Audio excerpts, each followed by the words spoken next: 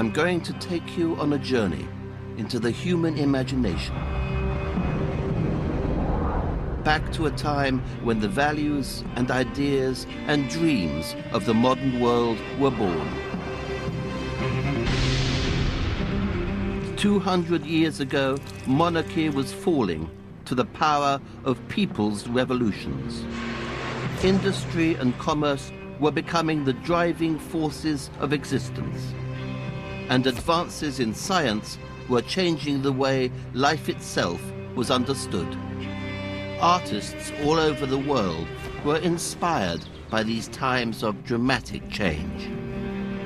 In Britain, a group of poets and novelists pioneered an alternative way of living and of looking at the world. Among them were John Keats, Lord Byron, and Percy Bysshe Shelley. The enduring power of their writing haunts us to this day and inspires us still with visions of eternity.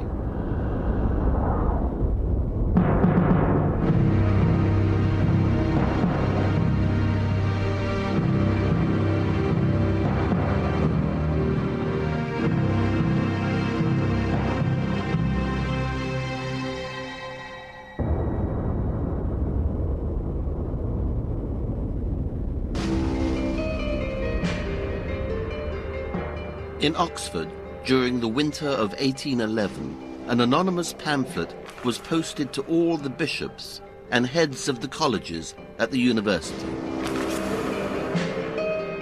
The pamphlet was entitled The Necessity of Atheism.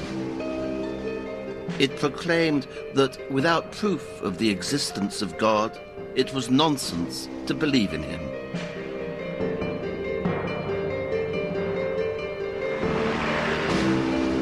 Within 20 minutes of a copy of the pamphlet being placed in the window of a bookshop on the High Street, a clergyman entered and demanded that all copies be burned.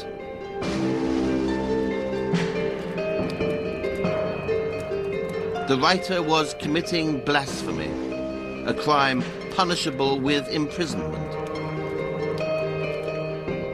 He was attacking the very foundations of European civilization.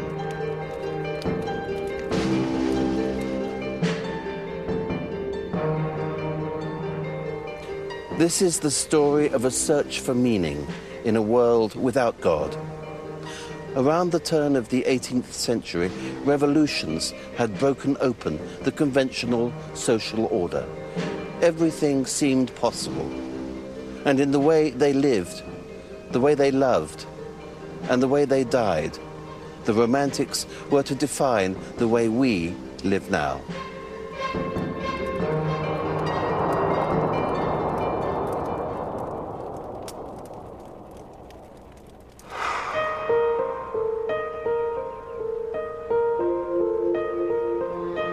In the autumn of 1797, the writer Samuel Taylor Coleridge was exploring the wild coastline of North Devon. He came upon this enchanted vale around the tiny Culbourne church.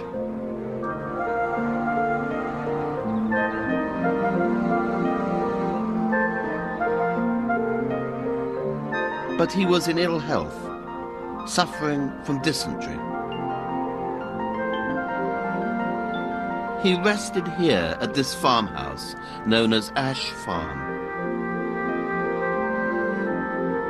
And here he took a remedy for his pains.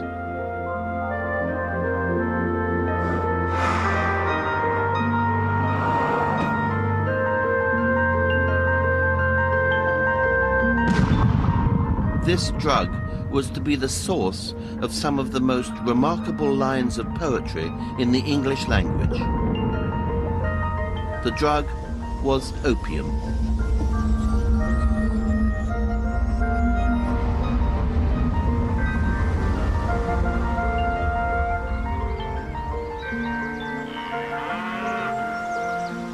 As he sat in the warm sunshine outside this farmhouse, Coleridge lapsed into sleep.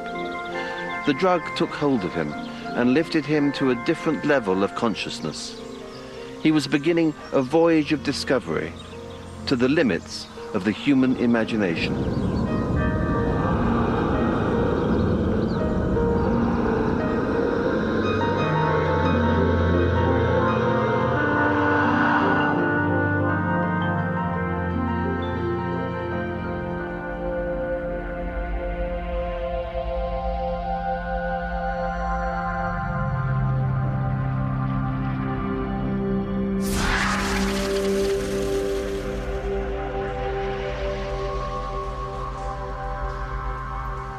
In Xanadu did Kubla Khan a stately pleasure dome decree, where Alf, the sacred river, ran through caverns measureless to man, down to a sunless sea.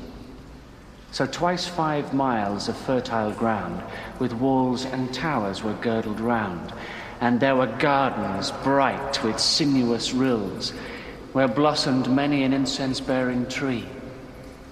And here were forests ancient as the hills, enfolding sunny spots of greenery.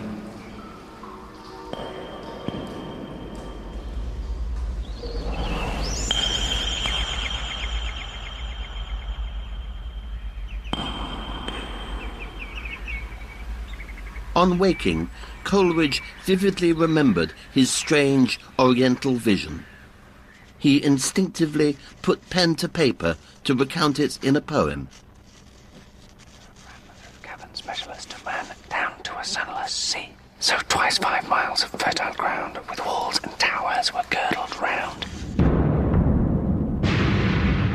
And there were gardens bright with sinuous rills, where blossomed. So twice 5 miles of fertile ground. But after writing down a few lines, he was interrupted by a visitor from the local village of Porlock. Later, when he sat down to write, he had lost the vision. I still retained some vague recollection of the general purport of the vision.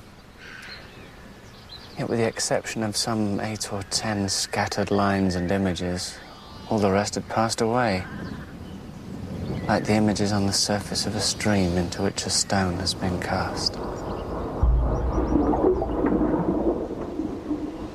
The importance of this poem lies not only in the enchanted words themselves. The poet was most fascinated by the way the vision presented itself to him, and tormented by the frustrating nature of its demise. The mind was a mystery, which Coleridge wished to solve.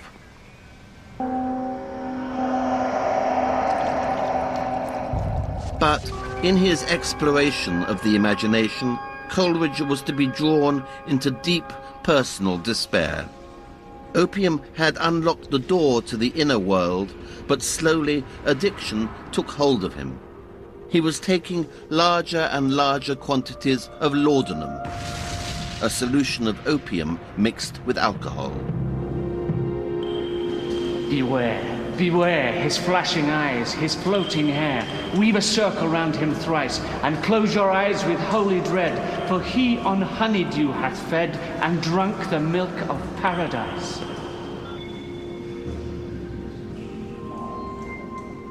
By 1807, Coleridge was paranoid, desperate, and without employment. Wrecked on the shore of an increasingly unstable life. Yet, his experiences with opium would transform our understanding of the imagination.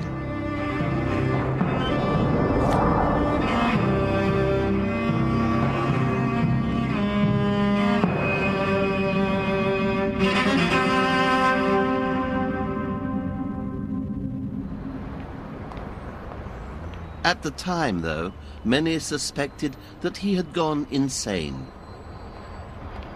Such strange visions would not be tolerated.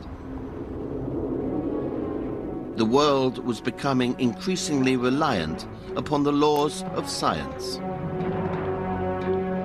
In the late 18th century, pioneering anatomists looked at the body in order to understand the secrets of life. They dissected, noted, and charted every bone, organ, and muscle, every vein, artery, and ligament. They reduced the human form to the components of a machine.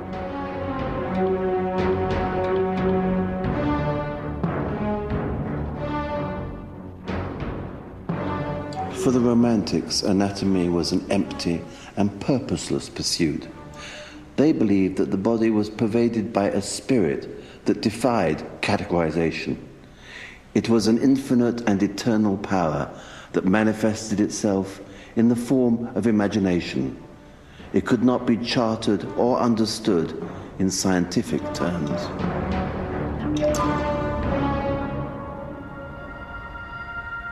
Samuel Taylor Coleridge argued these theories at a great place of scientific learning, the Royal Institution of Great Britain.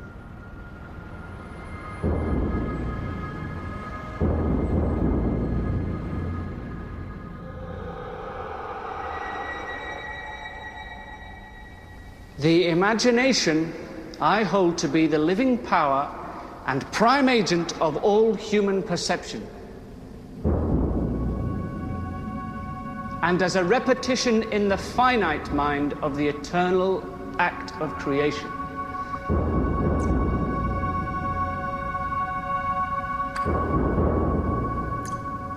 A poet, described in ideal perfection, brings the whole soul of man into activity.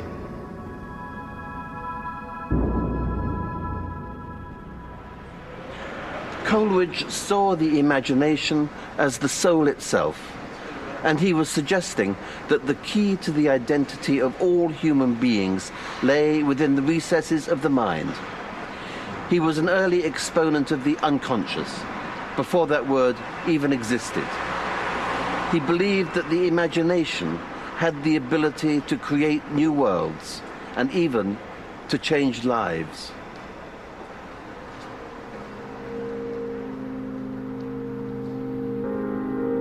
New theories of the imagination and of anatomy saw the world in very different ways, but they both implied that God and religion were not at the center of existence.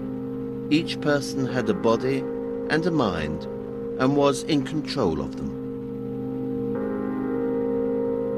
In October 1815, a young Londoner attended his first anatomy demonstration as a student at Guy's Hospital.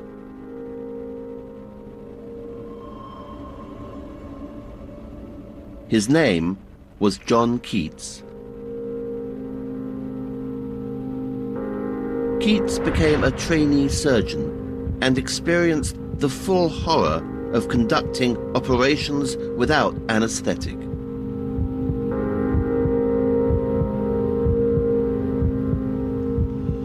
On one occasion, as his knife cut through the flesh of a patient who was pinned down, screaming on the table, Keats's sympathetic imagination overwhelmed him. The patient's pain became his own pain. This experience would change the course of Keats's life.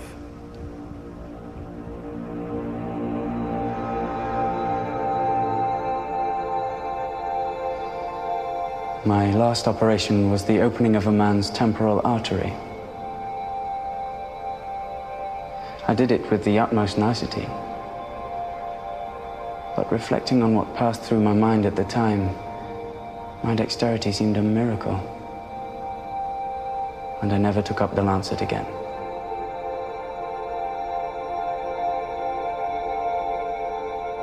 Keats had discovered the power of empathy. He chose art over science, the imagination over the body, and became a poet.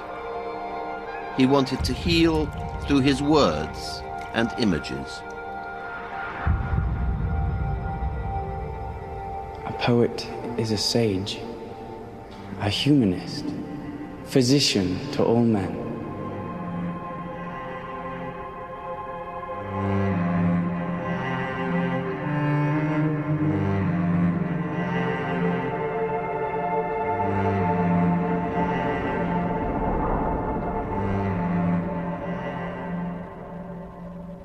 Keats and a new generation of romantics would study the human soul as intensely as the anatomists had studied the human body.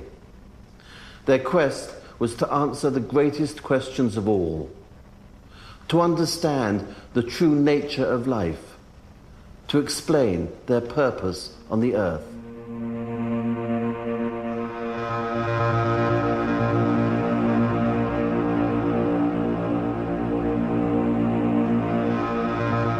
For centuries, people had sought meaning in their lives by believing in God, in heaven and in hell. But one young romantic claimed that atheism was the necessary foundation of a free and enlightened life. He was the author of this anonymous pamphlet, a brilliant young Oxford student who claimed that without proof of the existence of God, it made no sense to believe in him.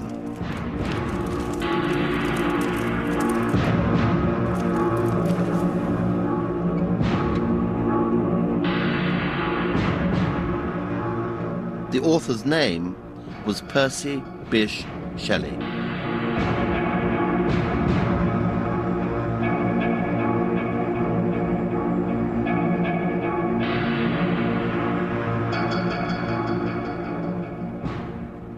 All religious nations are founded solely on authority. All the religions of the world forbid examination and do not want one to reason. Authority wants one to believe in God. This God is himself founded only on the authority of a few men who pretend to know him and to come in his name and announce him on earth. A God made by man undoubtedly has need of man to make himself known to man.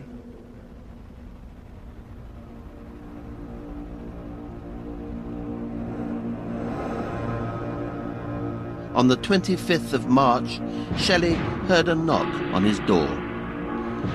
Within moments, he was hauled up in front of a university committee and expelled from Oxford. Free of God and the moral constraints of religion, Shelley was able to recreate himself. In pursuit of self-knowledge and self-fulfillment, he became a pioneer in new ways of living, not least in the way he loved women.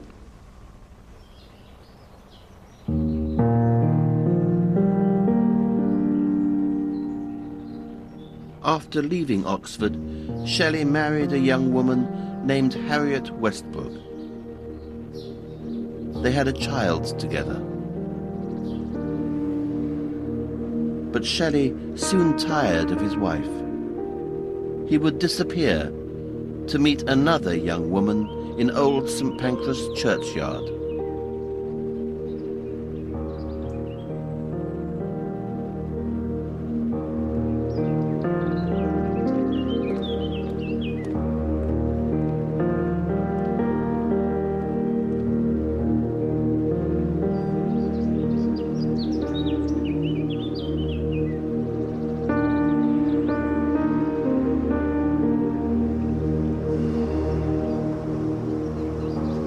This new love was called Mary.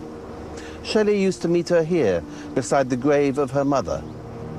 It was even suggested that Shelley took Mary's virginity on the gravestone itself.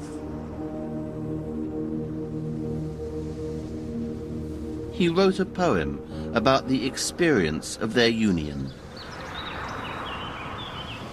To spend years thus, and be rewarded as thou, sweet love, requited me when none were near. Oh, I did wake from torture for a moment's sake. Thy lips did meet mine tremblingly. Thy dark eyes threw their soft persuasion on my brain, charming away its dream of pain.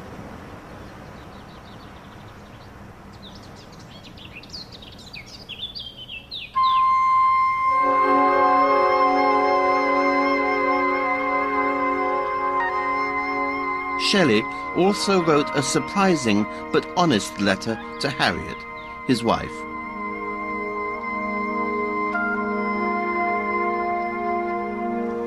I am united to another. You are no longer my wife. Perhaps I have done you injury, but surely most innocently and unintentionally in having commenced any connection with you.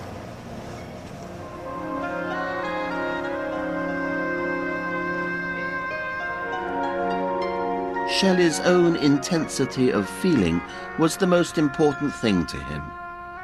He was relentless in the pursuit of self-gratification and self-knowledge.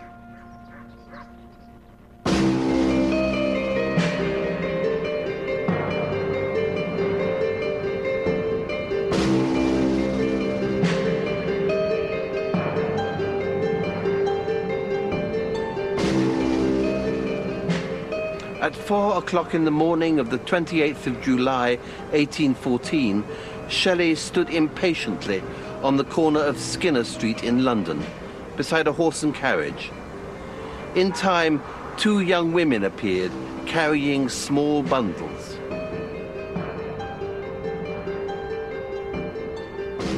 Shelley's lover, Mary, and her stepsister, Claire Clairmont, were running away with him to the continent.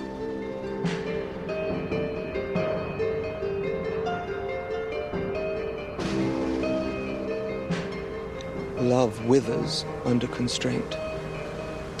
Its very essence is liberty. It is compatible neither with obedience, jealousy, nor fear. Love is free.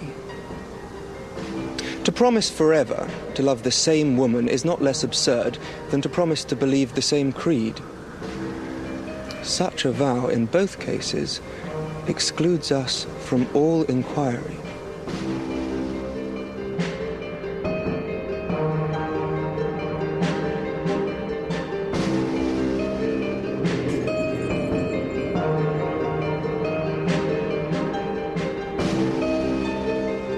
Shelley sought liberty in the way he loved. To elope with one woman would have caused scandal enough.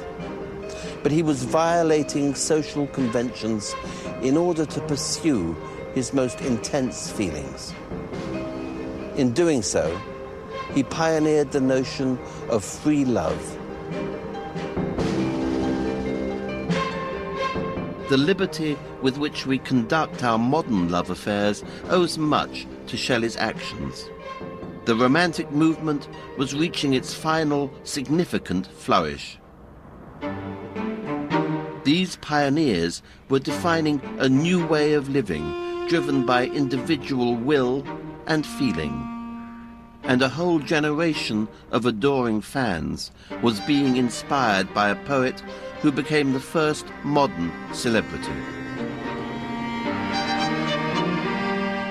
His family home was Newstead Abbey. This man would pioneer an extreme form of living from within the halls of the aristocracy. His name was George Gordon, the 6th Lord Byron. The great object of life is sensation.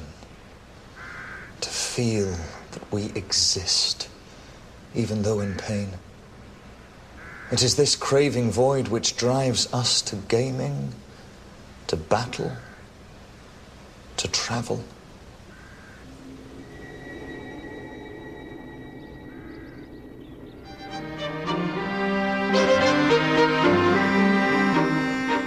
In 1812, Byron prepared a poem for publication.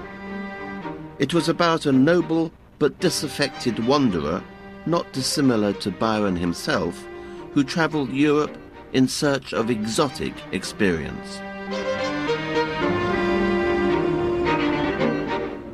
His house, his home, his heritage, his land, the laughing dames in whom he did delight, whose large blue eyes, fair locks, and snowy hands might shake the saintship of an anchorite, and long had fed his youthful appetite, his goblets brimmed with every costly wine, and all that mote to luxury invite without a sigh, he left to cross the brine and traverse Panem shores and pass Earth's central line.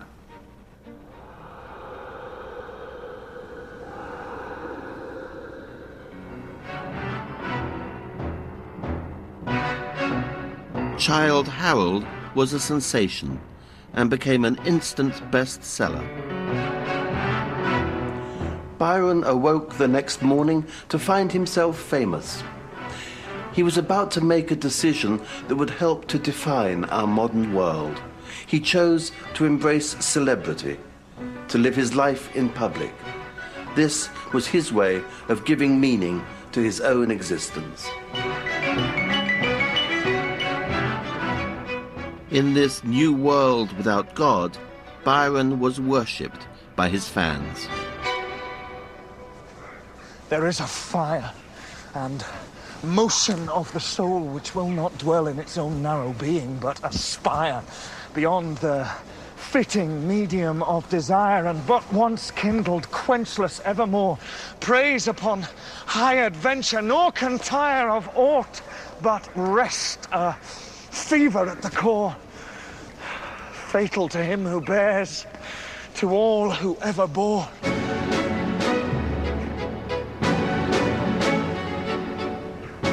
Byron's readers were fascinated by the mystery at the heart of the hero.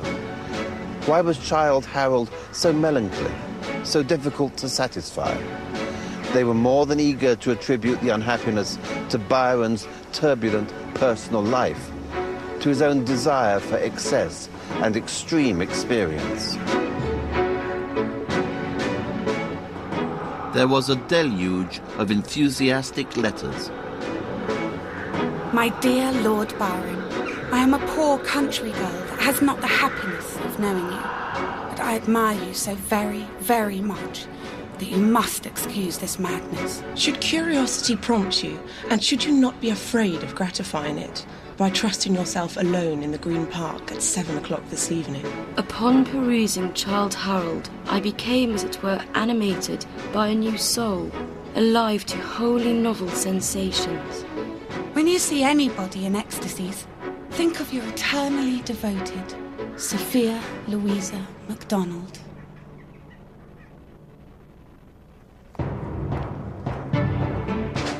Lord Byron's fans all wanted to be romantics, dissatisfied, yearning for new experience and heightened sensation.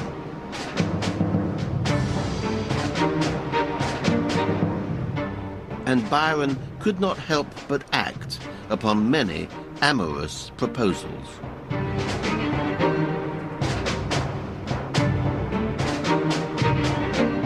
Scandalous scenes were played out here at his house in Piccadilly.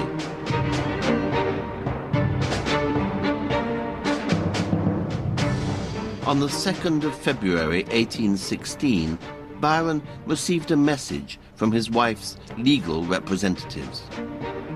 She was asking for an official separation.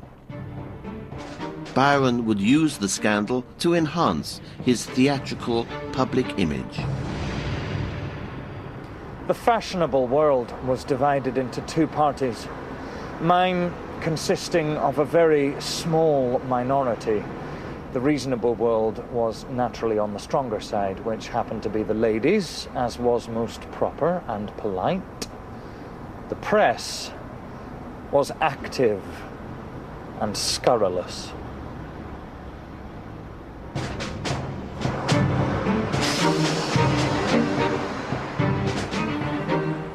London was filled with rumours about Lord Byron.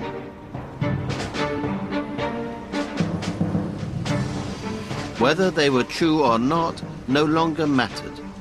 The myth of the romantic personality of Byron was much stronger than any reality.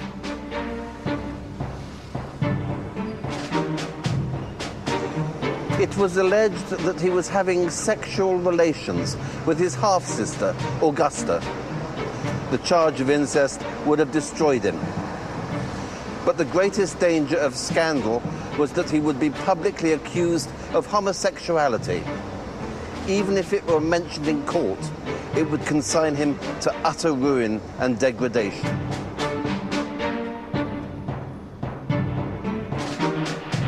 I was accused of every monstrous vice by public rumour and private rancour. My name, which had been a knightly or a noble one since my fathers helped to conquer the kingdom for William the Norman, was tainted. Faced with the possibility that he might be publicly accused of incest and sodomy, he agreed to sign an official deed of separation in the spring of 1816. 2 days later, on the morning of the 23rd of April, a huge crowd gathered outside Byron's house.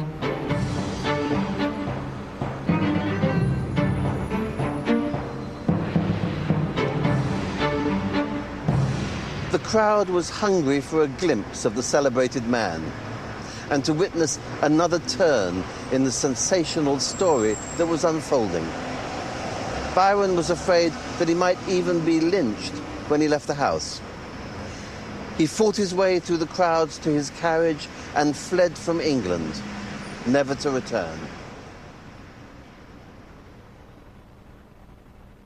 Byron wandered Europe, pursued by scandal and dispossessed.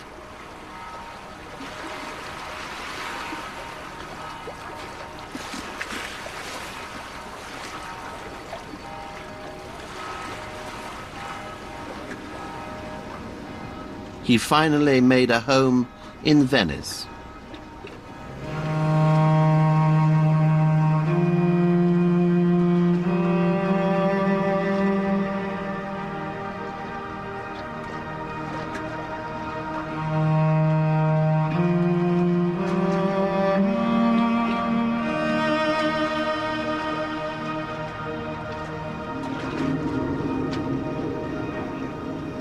I felt that if what was whispered and muttered and murmured was true, I was unfit for England. If false, England was unfit for me. I withdrew, but this was not enough. His writing continued to perpetuate the romantic myth that surrounded him. In other countries, in Switzerland, in the shadow of the Alps and by the blue depths of the lakes, I was pursued and breathed upon by the same blight. I crossed the mountains, but it was the same. So I went a little farther and settled myself by the waves of the Adriatic, like the stag at bay who betakes him to the waters.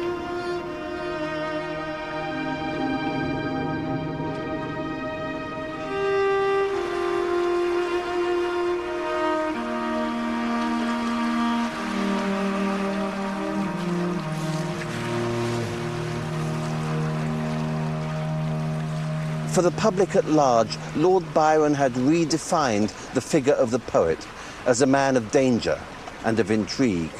He was a living poem, a man of insatiable passion and of infinite experience. But this wasn't everybody's idea of a poet.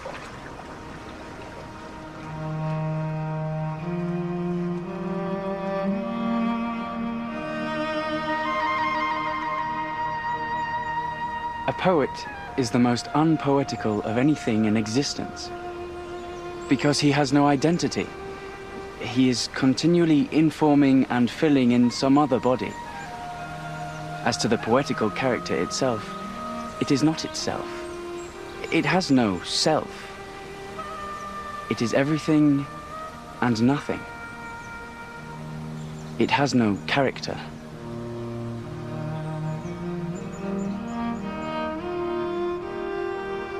Keats believed the genius of the poet lay in the transcendence of the ordinary self, in the loss of identity.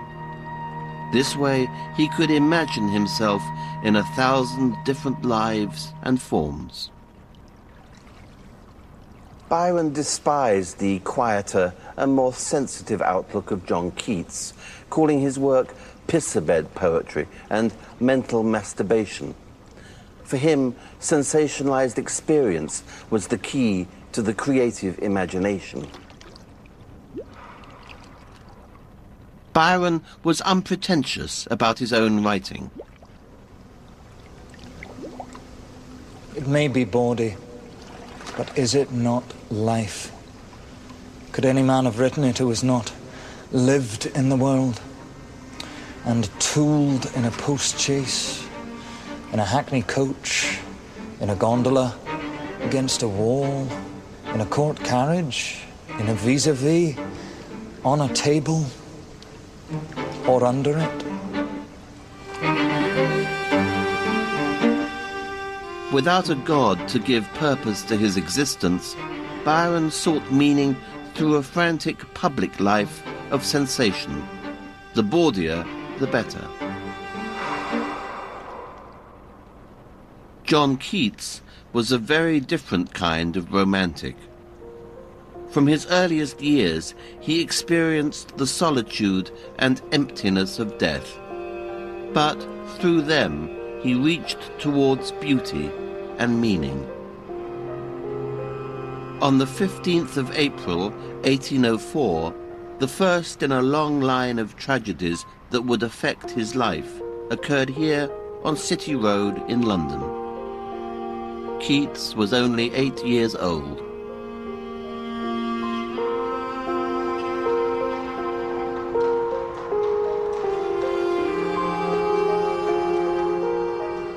At 1 in the morning, a watchman spotted a riderless horse astray on the road. This disturbing image meant tragedy.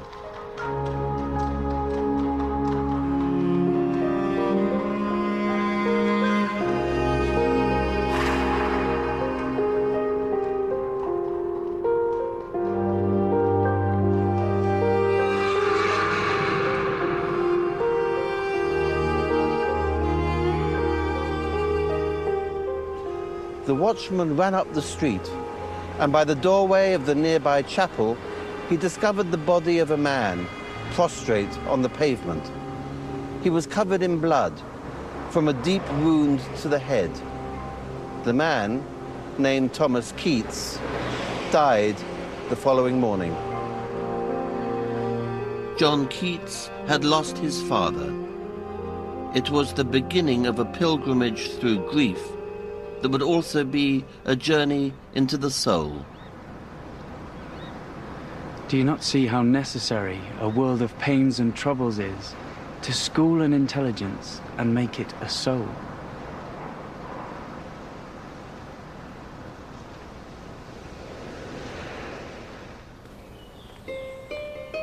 By the time Keats was 23, he had witnessed the deaths of his mother and his brother, and he suffered from fits of depression.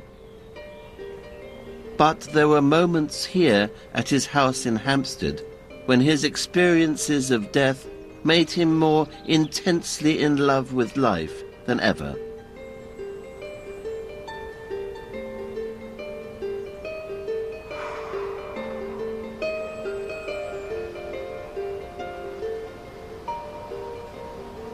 How astonishingly does the chance of leaving the world impress a sense of its natural beauties on us. I muse with the greatest affection on every flower I have known from my infancy.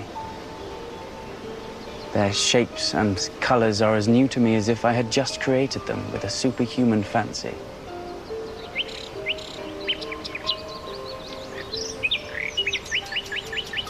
Thou wast not born for death, immortal bird.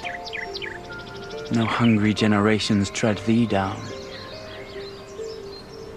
The voice I hear this passing night was heard in ancient days by emperor and clown.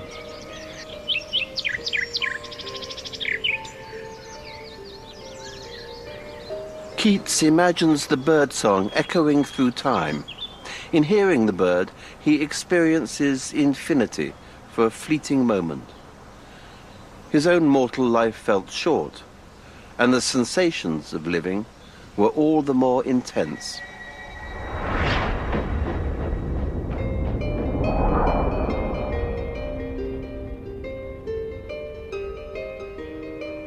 Adieu.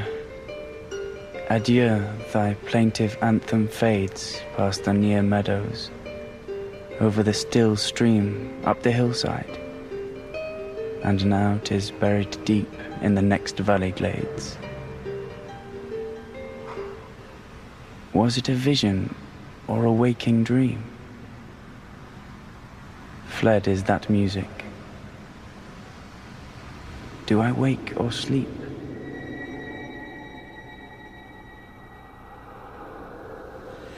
Images of dream and reality, of life and death, haunt this poem as they haunted Keats's being.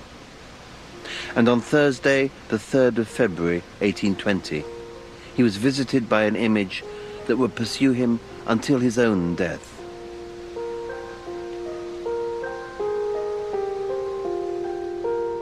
Keats returned to Hampstead from town on a bitter night.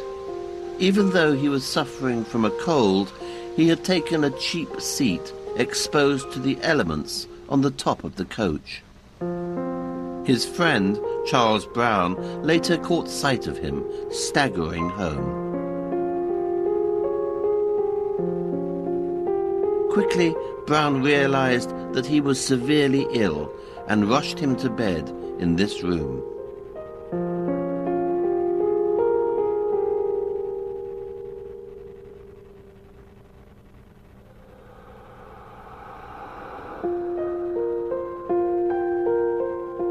As Keats lay down on his pillow, he coughed.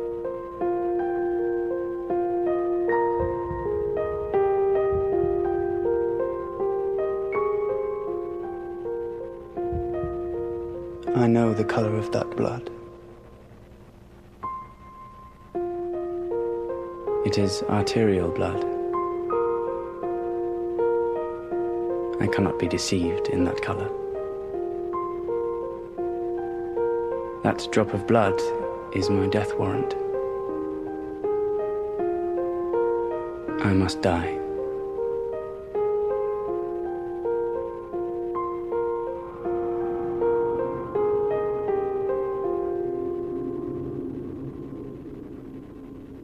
Keats was dying of tuberculosis.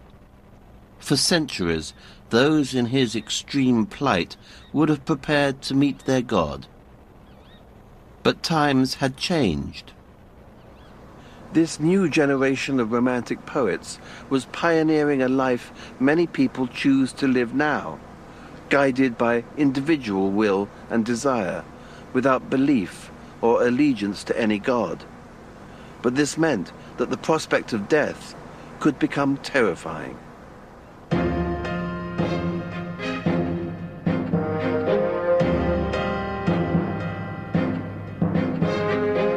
Without the solace of an afterlife, Keats needed an alternative assurance of eternity. And he would find it in art. He made the long journey to spend his last days in Rome, amid the great ruins of that ancient civilization.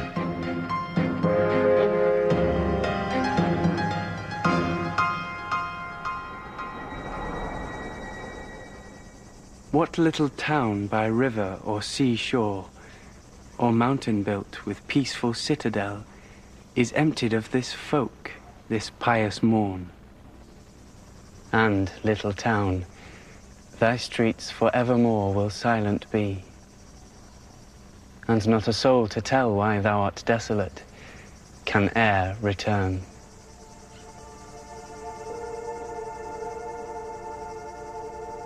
Ancient ruins further intensified Keats's sense of mortality. He would be alive for only a fraction of the time that these great works had existed. But with this came a sense of liberation. O Attic shape, fair attitude, with breed of marble men, with maidens overwrought, with forest branches and the trodden weed. Thou, silent form, dost tease us out of thought as doth eternity, cold pastoral. When old age shall this generation waste, thou shalt remain, in midst of other woe than ours, a friend to man, to whom thou sayest, beauty is truth, truth beauty. That is all ye know on earth, and all ye need to know.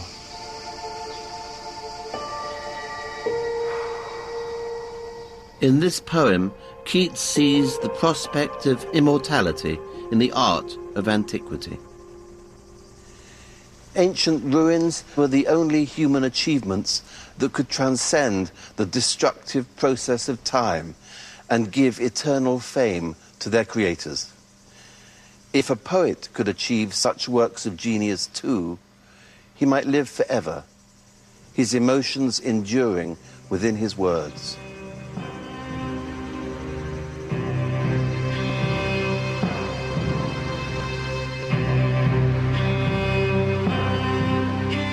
Keats spent his last days bedridden in an apartment overlooking the Spanish Steps.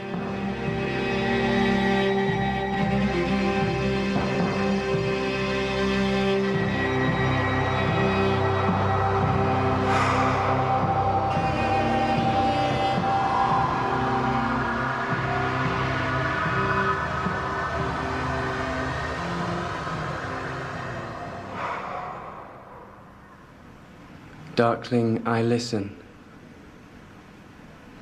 and for many a time I have been half in love with easeful death, called him soft names in many a mused rhyme, to take into the air my quiet breath.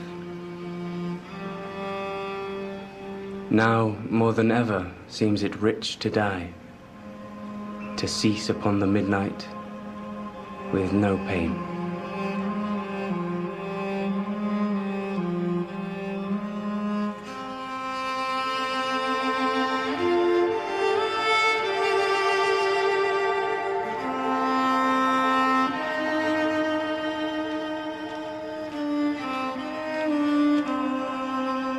Keats feared that in death he would be forgotten.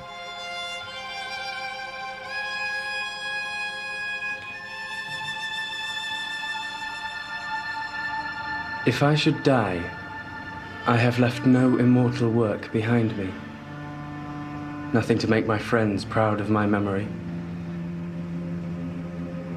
But I have loved the principle of beauty in all things. And if I had time, I would have made myself remembered.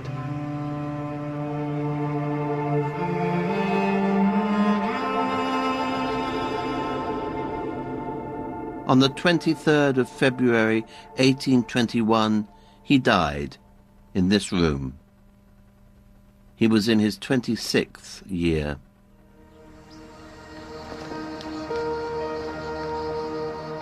In his last hours, Keats thought that his quest for immortality had failed.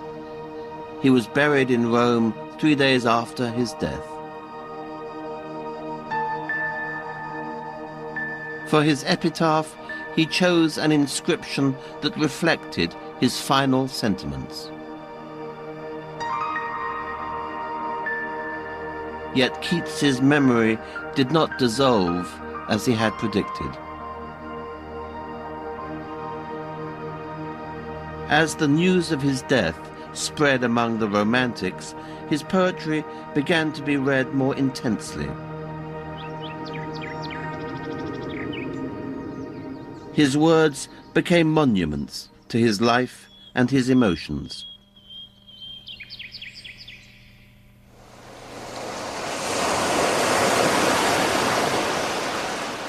Two months later, word of Keats's death reached a friend who was travelling along the Italian coast.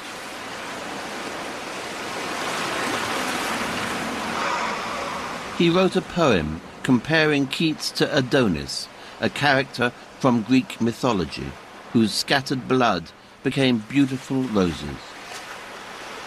I weep for Adonais. He is dead. Oh, weep for Adonais, though our tears thaw not the frost which binds so dear a head. And thou, sad hour, selected from all years to mourn our loss, rouse thy obscure compeers and teach them thine own sorrow. Say, with me died Adonais. Till the future dares forget the past, his fate and fame shall be an echo and a light unto eternity. For Shelley, Keats was a new Adonis. His suffering had inspired sublime poetry. In these verses, Shelley suggests that Keats was too sensitive, too rare to survive the troubles of the world. Death and poetic genius became inseparable. But death gave the poet a new kind of divinity in a new kind of heaven.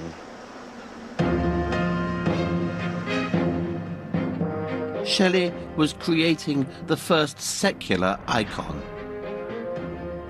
He was pioneering a new kind of worship that continues to this day.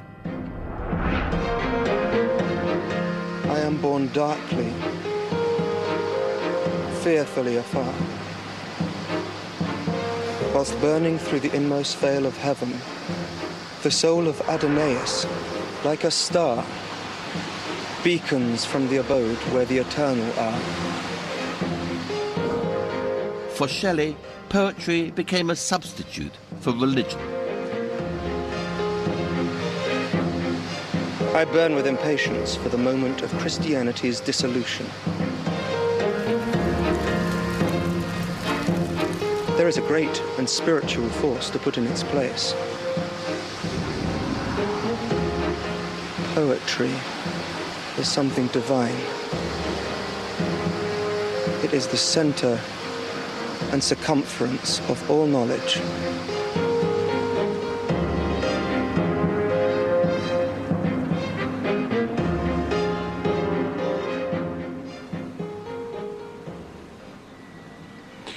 If poetry was the new religion, then the poet could become God. This idea led Shelley into a dark place, a place of horror and loneliness, of division and self-estrangement, a place where he would come face to face with his own self.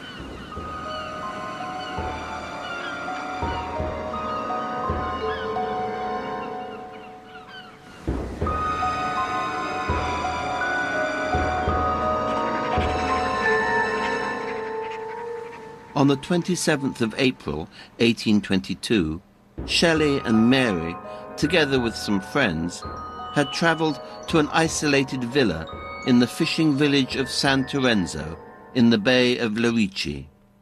Shelley became deluded, seeing visions and phantoms all around him.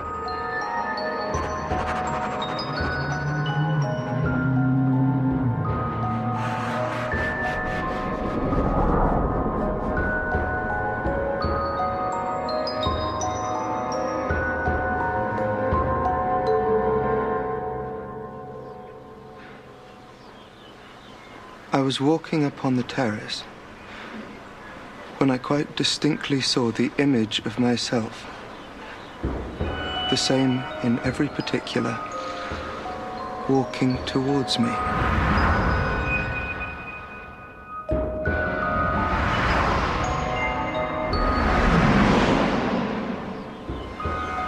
I, myself, my double, came up to me and asked me, "How long do you mean to be content?"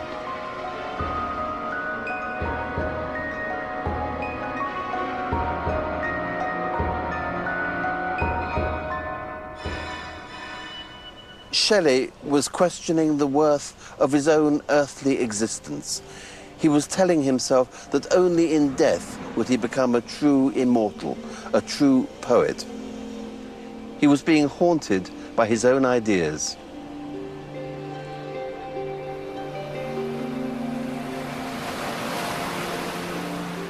On the 8th of July, Shelley went out sailing with a friend in the Gulf of Spezia.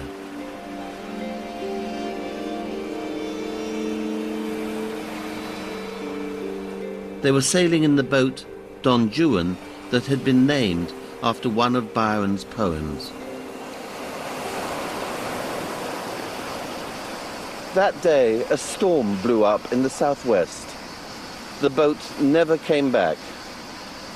Shelley's body was washed up on shore some 10 days later. In his pocket was found a book of Keats's poems.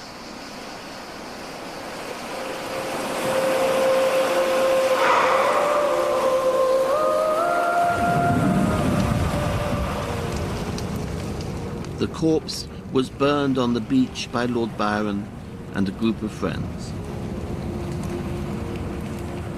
A fire was lit underneath the great furnace when frankincense and salt were scattered upon the flames. It was a scandalous and atheistic act, but one that befitted the Romantics. Byron and the other mourners maintained that the heart was not consumed. When one of them snatched it out of the flames, it remained intact. It was preserved and wrapped in a manuscript of Adonais, his great elegy to poetic genius.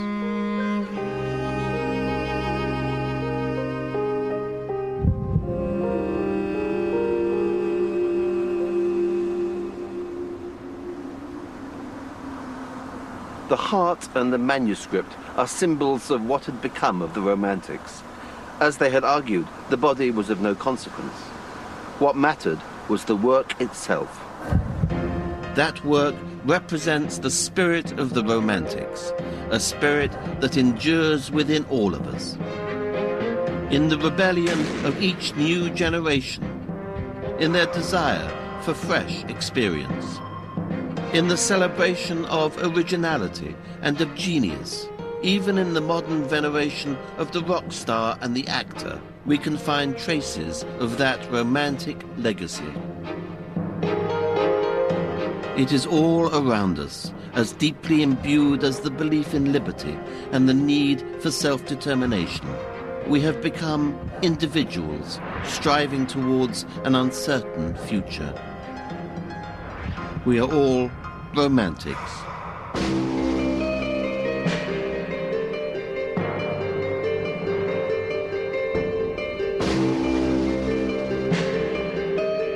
Find out more about some of the poets and poems featured in this series with a free booklet from the Open University.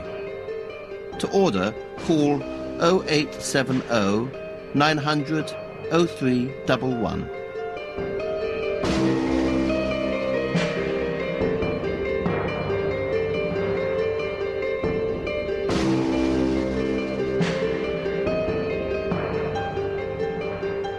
Hear more of the Romantics poetry at bbc.co.uk/Romantics.